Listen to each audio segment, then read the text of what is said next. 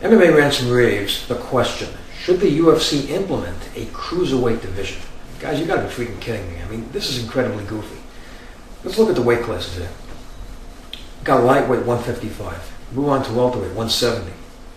Then you move on to middleweight 185. You have light heavyweight, right, which is 205. So basically, they separate each other about 15 pounds. Once you get to light heavyweight, it's 20 pounds. You go from light heavyweight to heavyweight, 60-pound weight difference. What is going on over here? That's a huge weight difference between the two. And that's a big gap. And just think about it. The guy comes in at 206 pounds. He could be facing a guy that's 59 pounds heavier than him. So, the Athletic Commission makes these weight classes basically to create structure. I guess to make it safe for both fighters, to make it fair. But how is that fair? It's just crazy. And, if you look at the 265 weight limit, that's also kind of crazy. I mean, these weight classes are supposed to protect fighters. A guy comes in there, right? He's trying to make weight. He has to starve himself to death. He has to basically dehydrate his body. He can get physically very sick from that. A lot of fighters have.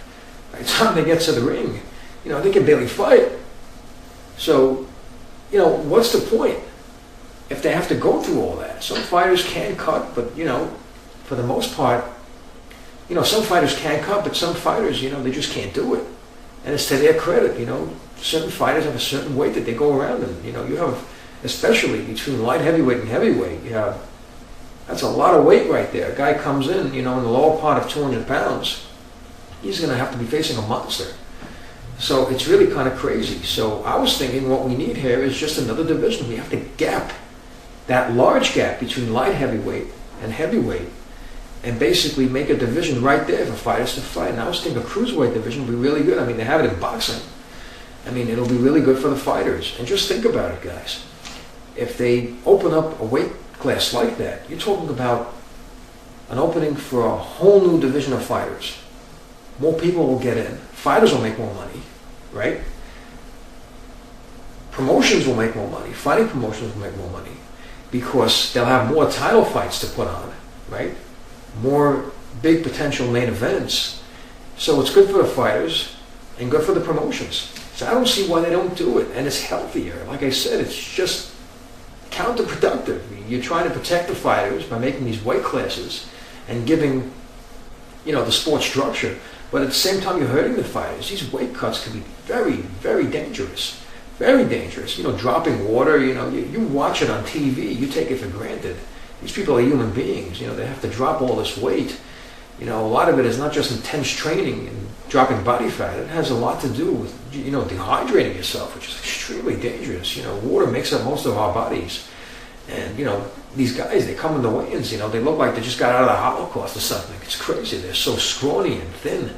It makes you wonder if, if they can even fight.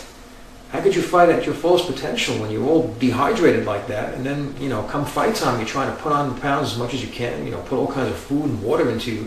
It's a lot of extremes for the body, and a lot of fighters, get sick because of it. So I just don't agree with it. Something has to be done over there, guys. And I think another weight class, just to bridge that division, might work. And of course, that 265 weight limit, that's something I just don't understand. I don't know why athletic commissions do it. They should get rid of that, especially for a heavyweight. They want to come in, they should fight the fight they want to fight. But there has to be some gap, that makes sense. All the other weight classes, 15 to 20 pounds, and you move on to 60 pounds at the very next weight class. I mean, that's just absolutely crazy. I just don't understand it. I think, they either get a cruiserweight division or maybe possibly let light heavyweights coming in a little heavier. That's another idea.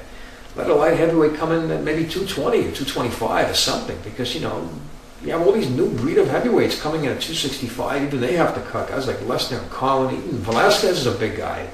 He's like coming in at over 240 pounds. So I think a new division should come into play. I think that's something that would make sense, for promotions to make more money and for fighters to make more money. Increase the roster of fighters too, fighters coming in. That's the way I see it, guys. It's a very interesting topic, and I'd like to know how you feel about it. Should fighting promotions implement a cruiserweight division? Or should they possibly maybe increase light heavyweights to go up a bit higher? And that 265 weight limit, that's something else I just don't understand. That's something on the side. I just want to, throw that in here. So anyways, I'd like to know what you think about it. Please leave your comments below the video, rate this video and subscribe, and thank you for tuning in.